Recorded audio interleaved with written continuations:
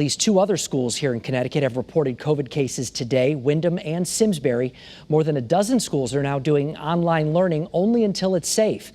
Chief Capitol reporter Susan Raff spoke with the Education Commissioner as part of Face the State.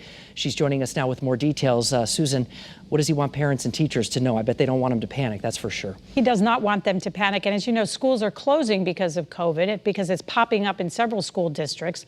And the Education Commissioner says it's more important now than ever that we follow the strategies in place to keep us all safe. Schools across Connecticut have been back in session for almost 2 weeks, and we are already seeing COVID cases. We're in constant communication. There are calls daily, often 7 days a week. Dr. Miguel Cardona is the state's education commissioner. He says he's been in touch with schools to make sure they have enough support.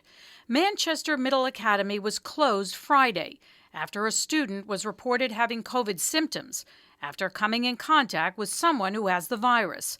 And in Meriden, an entire classroom is in quarantine for 2 weeks after a student came to Lincoln Middle School and tested positive.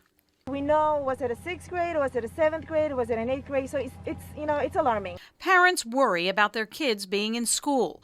Dr. Cardona says parents need to keep reminding children about the importance of wearing masks, washing their hands, and social distancing.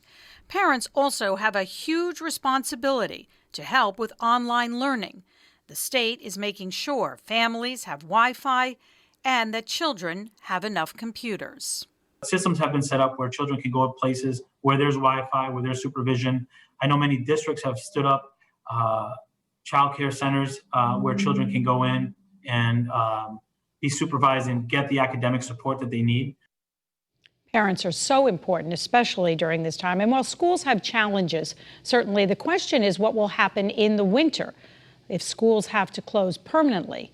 That's something that they're concerned about. They are monitoring the infection rate, and we are told that if it increases and gets to a certain point, they will make adjustments and possibly close more schools.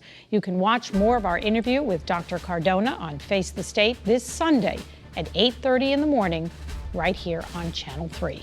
Susan Raff, Channel 3 Eyewitness News.